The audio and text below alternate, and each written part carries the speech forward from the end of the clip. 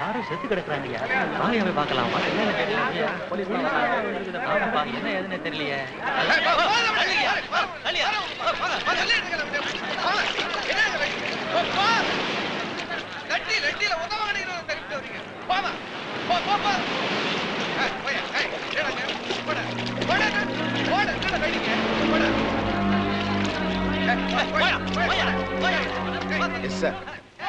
இந்த டெட் பாடியை முதல்ல பார்த்தது யாரு? கொண்டாயா அவனை.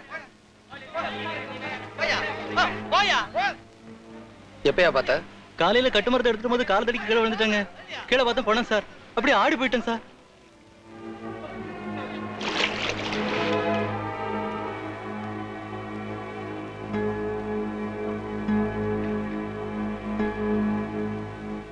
மிஸ்டர் ஆனஸ்ட்ராஜ், வயிற்றுல 4 இன்ச் ஆழத்துக்கு குடல் கிழிஞ்சிருக்கு.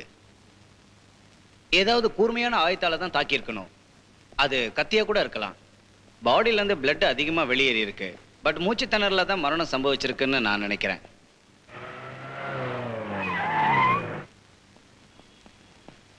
வணக்கம் சார். வணக்கம். இந்த அடையாளம் உங்க கடையில போடுறதா? இல்ல சார், எங்க கடையில் இல்ல. ஏன் சார், இது உங்க கடை குறியா? ஆமா சார், எங்க கடை தான். நம்ம சிவிலிங் அணைச்சு துணி சார். 5 வருஷம் அசம்பிளிக்கு போகணுமா இல்ல 14 வருஷம் ஜெயிலுக்கு போகணுமா? யார் அந்த கொலையை செஞ்சா? சொல்ல மாட்ட? சொல்றேன்.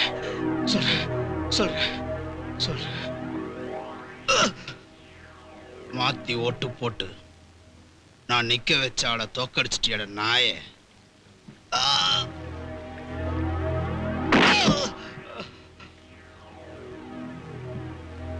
கட்சி மாறி ஓட்டு போட்டு காலவாரிட்டியட கம்நாட்டி கபோதி. 5 லட்சம் ரூபாய் வாங்கி உன் பொண்டாட்டிக்கு பட்டு புடவையும் நகையும் வாங்கி கொடுத்திய. இப்ப என்ன பிரயோஜனம்? உன் பொண்டாட்டி பூ வைக்க முடியாது, பொட்டு வைக்க முடியாது. அப்புறம் எங்கடா நகை போட போறா? பாரதேஷ்.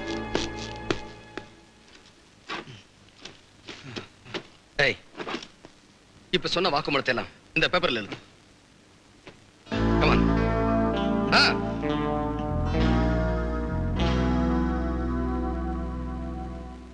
ஒட்டியான வாங்கிட்டு வா, ஒட்டியான வாங்கிட்டான்னு உங்ககிட்ட எத்தனை முறை சொல்லியிருக்கேன்.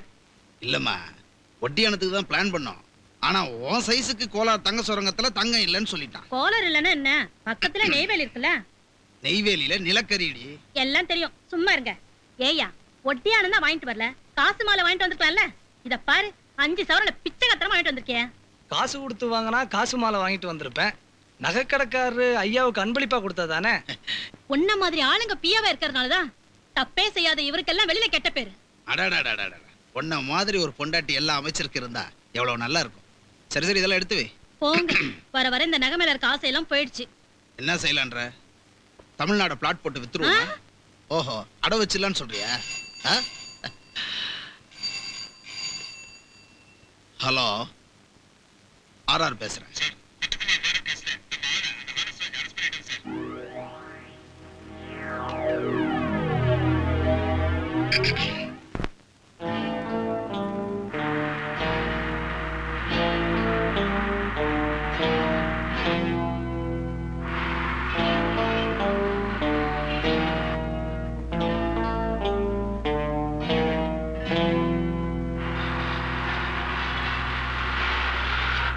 சார், மந்திரி வந்துட்டு இருக்கா சார்.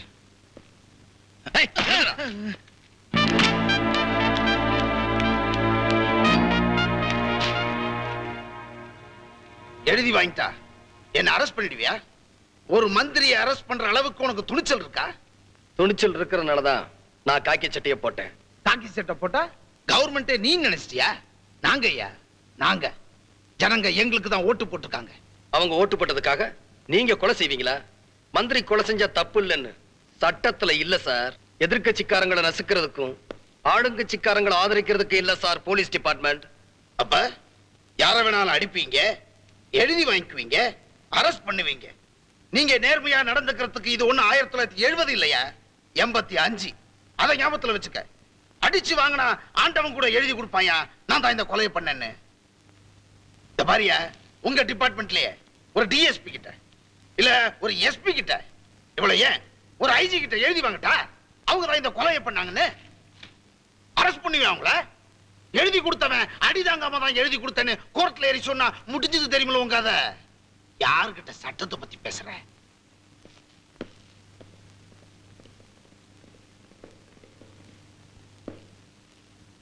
அட வாங்க ஐஜி சார், உங்க டெபியூட்டி கமிஷனருக்கு சட்டத்தை பத்தி சொல்லி கொடுத்துக்கிட்டு இருக்கேன்.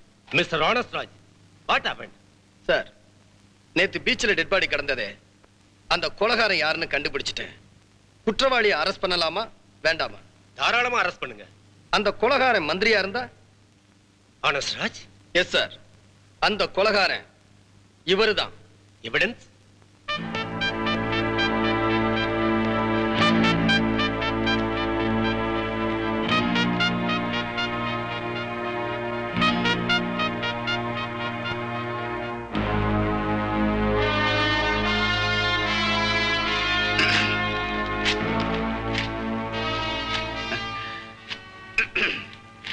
என்ன சார் இப்படி பண்ணிட்டீங்க? அவர் இப்படி பண்ணதுனாலதான் இப்ப இந்த நிலைமையில இருக்கார். என்ன முறைக்கிற? இனிமே திமிர கொஞ்சம் அடக்கிட்டு அட்ஜஸ்ட் பண்ணிட்டு போப்பா. நேர்மைக்கு பேரு திமிருன்னா அது அடங்காது சார்.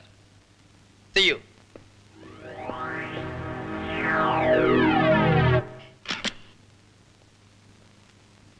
மிஸ்டர் ராஜ், கடந்த 7ஆம் தேதி பப்ளிக் பிளேஸ்ல ஒரு ஆளை மிருகத்தனமா அடிச்சிருக்கீங்க.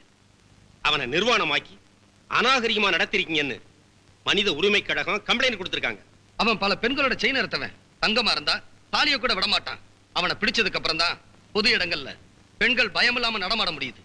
அவன் எவ்வளவு பெரிய குற்றவாளியா இருந்தாலும் சரி, அவனை பிடிக்கிறதா உங்க டியூட்டி.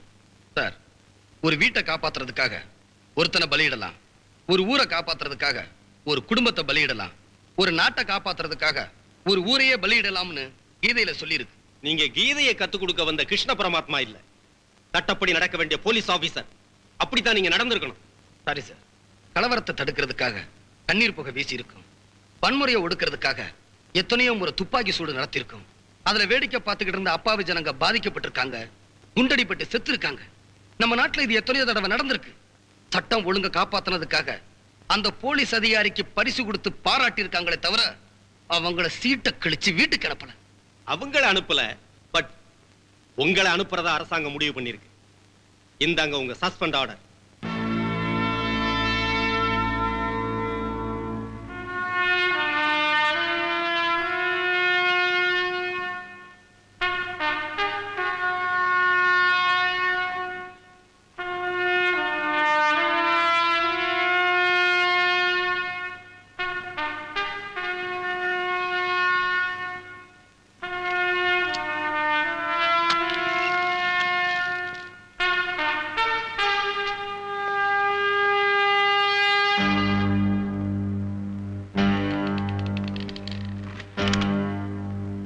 Thank you sir. தூங்குறவனை எழுப்பலாம், தூங்குறவன் மாதிரி நடிக்கிறவனை எழுப்ப முடியாது. நேர்மையானவர் மாதிரி நடிக்கிற உங்ககிட்ட நியாயம் கிடைக்காது. ஆனா ஒண்ணு மட்டும் எனக்கு நல்லா தெரியும் சார், மனித உரிமை கழகத்துல கொடுத்த கம்ப்ளைண்ட்டுக்காக எனக்கு இந்த தண்டனை இல்ல. ஒரு தனிப்பட்ட மனிதன் ஆசைப்பட்டதுக்காகத்தான் இந்த தண்டனை. உங்களை மாதிரி வியாபாரிங்க டிபார்ட்மெண்ட்டுக்கு வந்ததுனாலதான் நேர்மையான அதிகாரிகளை பத்தி மக்களுக்கு தெரியாமலே போச்சு. மிஸ்டர் ராஜ், ரொம்ப பேசுறீங்க. நான் ஒரு IG, mind it. Suspend order கையில வாங்குற வரைக்கும் தான் நீங்க எனக்கு ஐஜி. இப்ப வெறும் தூசி. ஆனா ஒண்ணு மட்டும் உறுதி, உங்கள மாதிரி மந்திரிக்கு மாமா வேலை பார்க்கிற அதிகாரிங்க இருக்கிற வரைக்கும் எத்தனை தேர்தல் வந்தாலும் இந்த நாடு உருப்படவே உருப்படாது.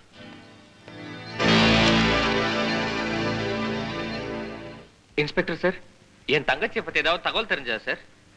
ஐயா, உன் தங்கச்சியை நாங்க கண்டுபிடிக்கலன்னு பத்திரிகைக்கு எழுதி அனுப்புறிய, பத்திரிகைன்னா நாங்க பயந்துருவோமா? நேரா ஜூனியர் விகடன் ஆபீஸுக்கு போ, உன் தங்கச்சியை அவங்க கண்டுபிடிச்சு கொடுப்பாங்க. அப்படி எழுதினாதானே உங்களுக்கு எல்லாம் உரைக்குது.